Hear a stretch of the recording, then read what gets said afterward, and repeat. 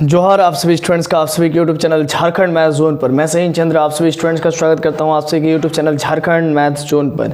तो प्यारे बच्चों, जैसे कि आप सभी देख पा रहे हैं, लेक्चर नंबर 59 में हम लोग एंटर कर चुके हैं। Semester 2 differential equation paper number 4 BSc mathematics honours BTech वालों के लिए, साथ ही साथ बीई वालों के लिए भी।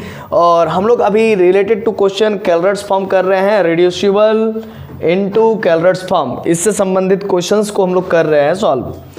क्या है? रिड्यूसिबल इनटू कैलकुलस फॉर्म, इसी से रिलेटेड क्वेश्चन कर रहे हैं। एक बड़ा लंबा चौड़ा क्वेश्चन है, देख सकते हैं। Solve x square plus y square into 1 plus p का whole square minus 2 into x plus y into 1 plus p into x plus y p plus x plus y p का whole square equal to 0, equation number 1। ठीक है, अब यहाँ पर आप देख सकते हैं सोल्यूशन में कैसे करेंगे।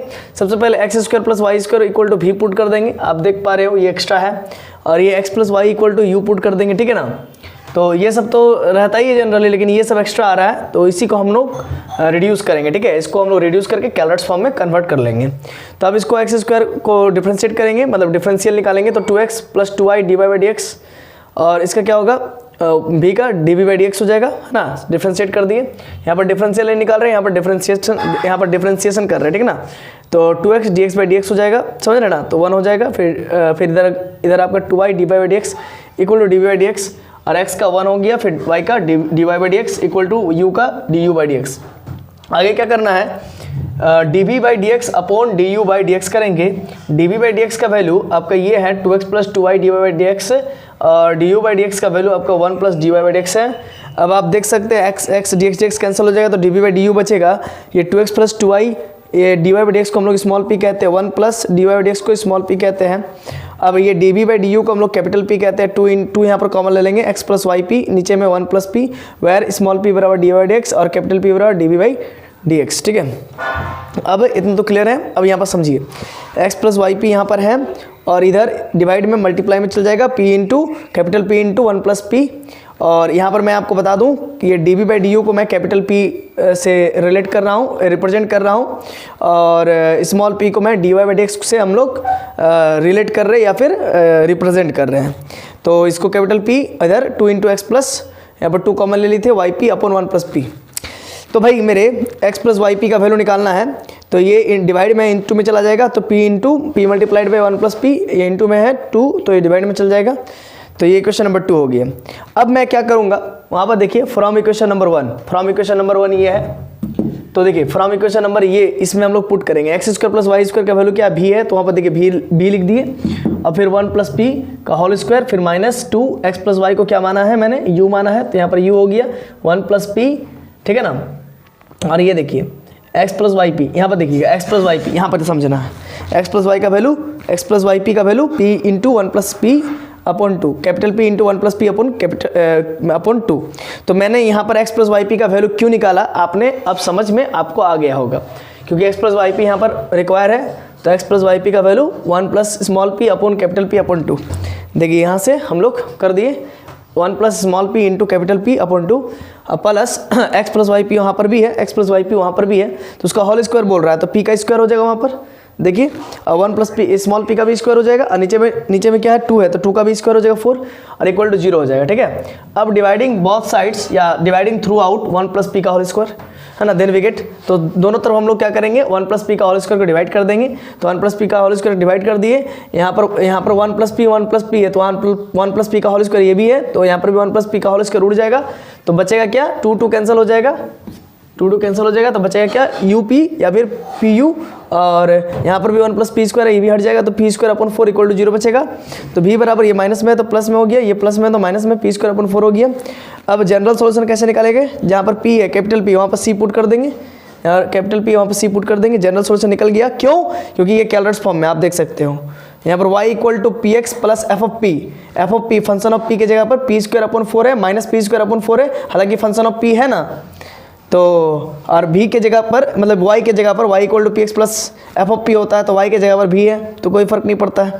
तो general solution v equal to c u minus c square upon 4, ये जनरल सॉल्यूशन हमारा निकल गया। और एक arbitrary constant minus c square upon 4 भी है, और ये मत समझिए कि ये कांस्टेंट आर्बिट्ररी, ये मेरा कोफिशिएंट है, u का कोफिशिएंट है। ओके, अब v का वैल्यू क्या है बाबू मेरे, x square plus y square, इसको पुट कर देना है, और c इंटू यू का वैल्यू क्या है, x plus y minus c square upon 4, यही मेरा जनरल सॉल्यूशन हो गया। तो नीचे में लिख देंगे एक line, which is required general solution of given differential equation 1। ये गिवन डिफरेंशियल इक्वेशन 1 है। इसको हालांकि एक बार और लिख करके फिर इसको सॉल्व करना था, लेकिन इतना लंबा क्वेश्चन को फिर दोबारा लिखने का मन नहीं किया। आप लोग लिख लीजिएगा, ठीक ना, ऊपर वाला इसको एक बार लिख करके फिर सॉल्व करना होता है, ठीक है ना। तो नीचे में लिख लीजिएगा, which is required general solution of given differential equation 1, ठीक है ना। अब इसके बाद सिंगुलर सॉल्यूशन फाइंड आउट करना है, तो भी बहुत आसान है, क्योंकि देखिए सी तो क्वाड्रेटिक फॉर्म में आ गया है ना। अब इसको थोड़ा सा अरेंज कर लीजिए, x square plus b x plus c equal to 0 के फॉर्म में standard equation of quadratic equation का स्टैंडर्ड फॉर्म में कन्वर्ट कर लीजिए, x square plus b x plus c, है ना। अगर बोला जाए तो यहाँ पर सिर्फ सॉल्व करने बोला है, तो इसलिए हमने सिंगुलर सॉल्यूशन इसका निकाला नहीं है, मैं नहीं निकाल रहा हूँ, ठीक है ना। अगर बोलता also find it singular solution, तो मैं निकाल देता जरूर। तो अगर कैसे आपको रूल याद रहना चाहिए, कैसे बनता है सिंगुलर सॉल्यूशन, तो कुछ नहीं, सबसे पहले जनरल सॉल्यूशन को क्वाड्रेटिक इन सी में कन्वर्ट करते हैं। जनरल सॉल्यूशन ये है, तो इसको क्वाड्रेटिक इन सी में कन्वर्ट करते हैं, एंड देन लिख देंगे to obtain singular solution first of all we convert the general solution into quadratic in c, है ना। तो ये क्वाड्रेटिक इन सी में कन्वर्ट कर लेंगे, एंड देन हम लोग क्या करेंगे, now we apply equal roots condition apply करेंगे, है ना। देन d बराबर 0, अगर इक्वल रूट्स कंडीशन अप्लाई करते हैं तो d का वैल्यू 0 हो जाता है। आपको मालूम है कि इक्वल रूट्स कंडीशन जब कभी भी हम लोग अप्लाई करते हैं तो उस केस में डिस्क्रिमिनेंट को 0 करना पड़ता है। डिस्क्रिमिनेंट को जैसे ही आप 0 करेंगे तो फिर क्या होता है, इक्वल रूट्स का कंडीशन अप्लाई हो जाता है। आप बोलेगा d का वैल्यू 0 होने पर इक्वल रूट्स कैसे होगा, तो बाबा सिंपल है, x equal to minus b plus minus root under b square minus 4ac upon 2a।